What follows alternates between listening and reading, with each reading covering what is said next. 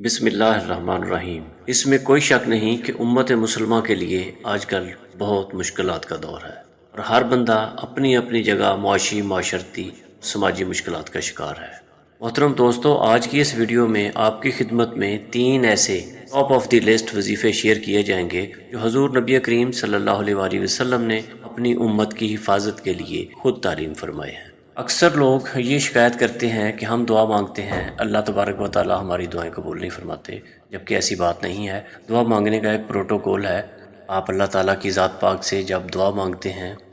تو جب تک صحیح پروٹوکول کے ساتھ آپ دعا نہیں مانگیں گے، آپ کی دعا کیسے قبول ہوگی؟ جامعہ ترمذی میں صحیح سند کے ساتھ حدیث مبارکہ ہے کہ ایک شخص آیا، اس نے نماز کے دوران حمد و درود کے بغیر ڈائریکٹ اللہ تعالیٰ سے مانگنا شروع کر دیا۔ تو جب وہ فارغ ہوا تو آپ صلی اللہ علیہ وآلہ وسلم نے اسے بلایا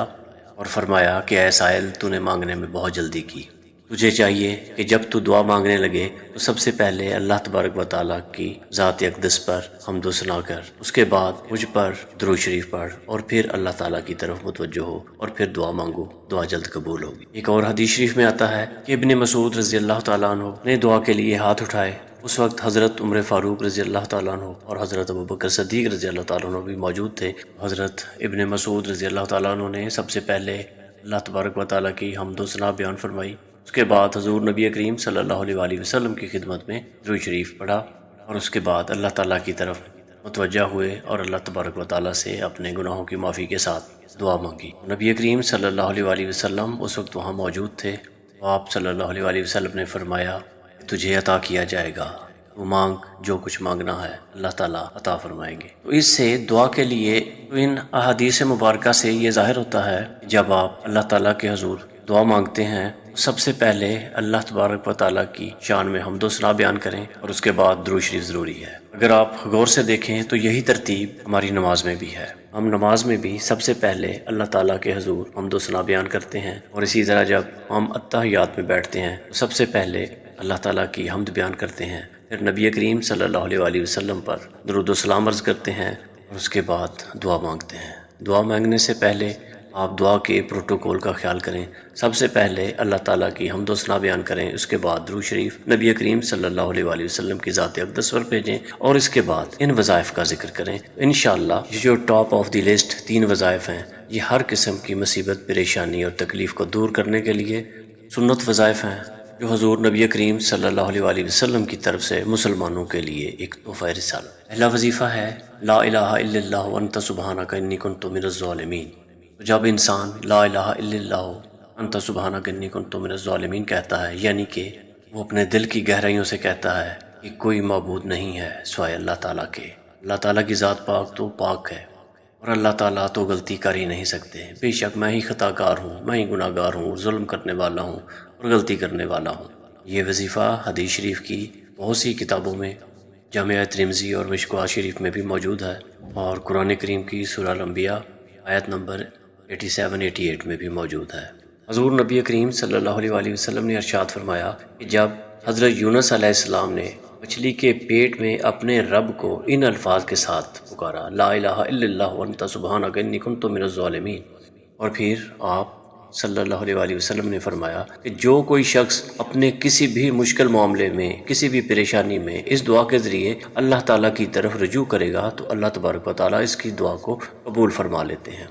قرآن پاک میں بھی سورۃ الصافات کی آیت نمبر 143 اور 144 میں ہے کہ اللہ تبارک و تعالیٰ فرماتے ہیں کہ حضرت یونس علیہ السلام کے بارے میں کہ اگر یہ بات نہ ہوتی کہ وہ تسبیح کرنے والوں میں سے تھے، اور 144 میں فرماتے ہیں وہ اس کے پیٹ میں، یعنی مچھلی کے پیٹ میں اس دن تک رہتے جس دن لوگ اٹھائے جائیں گے۔ یعنی اگر حضرت یونس علیہ السلام ہمیں ان الفاظ میں ہماری تسبیح نہ کرتا، قیامت تک مچھلی کے پیٹ میں رہتا، اگر ہمیں اس طرح نہ پکارتا تو اس کی قبر مچھلی کا پیٹ بن جاتا۔ یعنی یہ اتنا زیادہ عطاب تھا اور وہ دور ہو گیا۔ یہ دعا بہت بڑے اسماء اعظم میں سے ایک ہے، یہ بہترین دعا ہے، بہترین وظیفہ ہے اور اسماء اعظم میں سے بہت بہترین چیز ہے، اور سب سے بڑھ کر یہ بہترین استغفار ہے اور اللہ سے توبہ کا بہترین ذریعہ اس دعا میں آپ دیکھیں کہ اللہ تعالیٰ کی شان اقدس کو کس طریقے سے انہوں نے اپنی مشکل کے لیے نجات کا ذریعہ بنایا، اور کس طرح اللہ تعالیٰ کی بڑائی، بزرگی اور شان بیان کر کے استغفار کیا۔ حضرت یونس علیہ السلام نے اللہ تبارک و تعالیٰ کی خاص کوالٹی کو، جس کے ساتھ انہوں نے اللہ تعالیٰ کی طرف سے دعا کی، وہ بڑی مدبرانہ دعا ہے، لا الہ الا اللہ، یعنی تیرے سوا کوئی معبود نہیں، اور یہ توحید کو پہلے نمبر پر لے گیا۔ اور سبحانہ کا، اے اللہ تو پاک صاف ہے، تو غلطی کر ہی نہیں سکتا کیونکہ تو پاک ہے، میں انسان ہوں، میں غلطی کروں گا۔ اور جب اللہ تبارک و تعالیٰ کو آپ اس طریقے سے کہیں گے، جب اللہ تعالیٰ کو اس انداز سے پکاریں گے، پھر نجات ملتی ہے۔ جب آپ یہ کہیں گے کہ یا اللہ میں تو غلطی کر بیٹھا ہوں، مجھے معاف فرما، یہ بہترین دعا ہے، بہترین استغفار ہے۔ اسی طرح صحیح بخاری اور صحیح مسلم کی متفق حدیث ہے کہ جب آپ تشہد میں بیٹھو تو درود شریف کے بعد جو اپنے رب سے چاہو مانگو۔ اس میں یہ دعا بھی آپ اپنے اوپر لازم کر لیں، یہ آزمودہ اسم اعظم میں سے ہے، اپنی دعاؤں میں اس دعا کو بھی ضرور شامل کریں، دعا کی قبولیت کے لیے ہے۔ آپ سمجھیں کہ اللہ تبارک و تعالیٰ کی طرف سے عطا کردہ ایک سٹیمولنٹ ہے، یعنی اللہ تعالیٰ سے دعا کی قبولیت کو تیز کرانے والا عمل ہے۔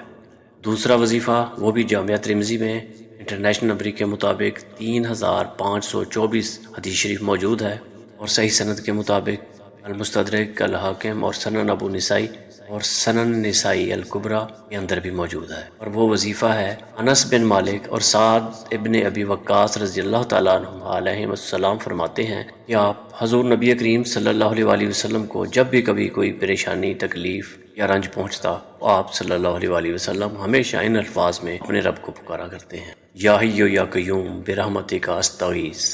اے خود سے زندہ ہر چیز کو تھامنے والے، میں تیری رحمت کے ساتھ تیری مدد کا سوال کرتا ہوں۔ یہ کتنی بہترین دعا ہے۔ اس دعا میں بھی سب سے پہلے اللہ تعالیٰ کی حمد و ثنا بیان کی ہے، یعنی کہ اے خود سے زندہ ہر چیز کو تھامنے والے، اور اس کے بعد اللہ تعالیٰ سے دعا کی جاتی ہے اور مدد مانگی جاتی ہے کہ میں تیری رحمت کے ساتھ تیری مدد کا سوال کرتا ہوں۔ یہ وظیفہ بھی اسم اعظم میں سے ہے اور بہت کمال کا وظیفہ ہے۔ تیسرا وظیفہ جو انتہائی مجرب وظیفہ ہے، صحیح بخاری شریف میں موجود ہے، انٹرنیشنل نمبر کے مطابق 4563 نمبر پر ابن عباس رضی اللہ تعالیٰ عنہ فرماتے ہیں، وہ کہتے ہیں کہ حضور نبی کریم صلی اللہ علیہ وسلم نے فرمایا کہ جب سیدنا حضرت ابراہیم علیہ السلام کو آگ میں پھینک رہے تھے، حضرت ابراہیم علیہ السلام نے اس وقت اللہ تعالیٰ سے اس دعا کے ساتھ مدد مانگی تھی، حسبنا اللہ نعم الوکیل، ہم نے اللہ پر ہی بھروسہ کیا اور وہی بہترین کارساز ہے۔ اور ہمارے نبی حضرت محمد مصطفیٰ صلی اللہ علیہ وسلم کو جب بھی کوئی مشکل، مصیبت، پریشانی آتی تو آپ صلی اللہ علیہ وسلم یہی دعا کیا کرتے تھے، حسبنا اللہ نعم الوکیل، ہم نے اللہ پر ہی بھروسہ کیا اور وہی بہترین کارساز ہے۔ اکثر لوگ اس کے ساتھ دوسری آیت بھی پڑھتے ہیں، نعم المولا و نعم النصیر، یہ ویسے ہی الگ آیت ہے لیکن وظیفہ بس اللہ حصہ ہی ہے، یعنی حسبنا اللہ و نعم الوکیل۔ اور حضور نبی کریم صلی اللہ علیہ وسلم بھی یہ ذکر اکثر فرمایا کرتے تھے۔ اس کا ذکر قرآن پاک میں بھی موجود ہے، قرآن پاک کی سورۃ العمران کی آیت نمبر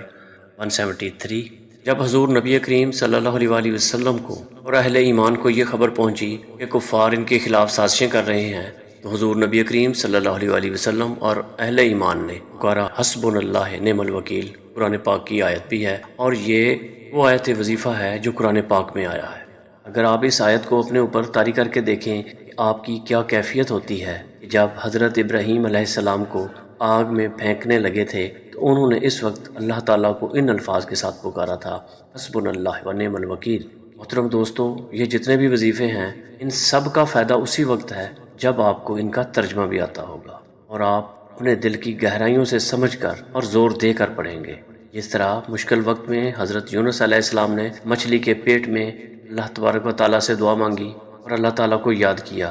جس طرح حضرت ابراہیم علیہ السلام نے جب ان کو آگ میں پھینکا جانے لگا تو اس وقت انہوں نے اللہ تعالیٰ کو یاد کیا، اور جس طرح حضور نبی کریم صلی اللہ علیہ وسلم پر بھی کوئی مشکل آتی تو آپ بھی اللہ تبارک و تعالیٰ کو یاد فرماتے۔ آپ یہ تصور کریں کہ اس وقت حضرت یونس علیہ السلام، حضرت ابراہیم علیہ السلام اور حضور نبی کریم صلی اللہ علیہ وسلم کی کیا کیفیت ہوگی جب وہ اللہ تعالیٰ کے حضور اپنی ہی مشکلات کے حل کے لیے دعائیں مانگتے تھے۔ جب تک آپ اپنی مشکلات کے حل کے لیے اللہ تعالیٰ کے حضور اسی کیفیت میں پیش نہیں ہوں گے، کوئی بھی دعا قبول نہیں ہوگی۔ اس لیے کوئی بھی دعا مانگنے سے پہلے آپ کے اندر وہ کیفیت، وہ شدت اور اللہ تعالیٰ کے حضور پیش ہونے کے جذبات اور احساسات پیدا نہیں ہوں گے، اس وقت تک آپ اپنی دعا اللہ تعالیٰ سے نہیں بنوا سکو گے۔ روزانہ جتنی مرضی کو تسبیحاں کرے اس سے فرق نہیں پڑے گا، اس لیے میرا ایک مشورہ ہے کہ جب بھی دعا مانگو عربی کے ساتھ ساتھ اردو ترجمہ بے شک آتا بھی ہو، پھر بھی اپنی زبان میں اس کو ایک دفعہ رپیٹ کریں۔ یعنی آپ پڑھیں حسبنا اللہ و نعم الوکیل، میں نے اللہ پر ہی بھروسہ کیا اور وہی بہترین کارساز ہے۔ آپ دیکھیں گے کہ آپ کی دعا مانگنے کی کیفیت کس طرح تبدیل ہوتی ہے۔ آپ نے اکثر دیکھا ہوگا کہ صوت القرآن چینل میں جب عربی چل رہی ہوتی ہے، جیسے ہی وہ معراج الدین خان کا ترجمہ شروع ہوتا ہے، کیسے کب کبھی طاری ہو جاتی ہے، کیونکہ ہماری زبان میں بات ہو رہی ہوتی ہے۔ اور حرمین شریفین میں امام صاحبان تلاوت کرتے ہوئے رو رہے ہوتے ہیں، کیونکہ ان کی زبان میں بات ہو رہی ہوتی ہے اور انہیں پتہ ہوتا ہے کہ ہم کیا کہہ رہے ہیں، کیا پڑھ رہے ہیں۔ اپنی زبان کا اثر ہوتا ہے۔ اسی طریقے سے آپ لا الہ الا اللہ انت سبحانک انی کنت من الظالمین، یا حسبنا اللہ و نعم الوکیل، یا حی یا قیوم برحمتک استغیث، جو بھی وظیفے پڑھیں، ایک دفعہ ان وظیفوں کو جب آپ الگ سے دعا مانگ رہے ہوں، اس وقت آپ اس کو اپنی زبان میں بھی دہرائیں۔ اس کے لیے کوئی تسبیح اٹھانے کی ضرورت نہیں ہے کہ آپ نے اس وظیفہ کو کتنی دفعہ پڑھنا ہے۔ تسبیح ویسے تو ٹھیک ہے، آپ اس کو استعمال کر سکتے ہیں، لیکن آپ چلتے پھرتے اٹھتے بیٹھتے ہر وقت اور جس بھی حالت میں ہیں، آپ یہ وظائف جاری رکھیں۔ ذکر اور وظائف کے لیے وضو کرنا، بس آپ ہر حالت میں اور ہر وقت ان اذکار کو جاری رکھیں، اپنے الفاظ پر غور رکھیں اور تمام معاملات اللہ تعالیٰ کے سپرد کر دیں۔ انشاءاللہ آپ کی دعائیں بھی قبول ہوں گی اور مشکلات بھی حل ہوں گی۔ اللہ تعالیٰ ہم سب کو اپنی حفظ و امان میں رکھے، آمین ثم آمین۔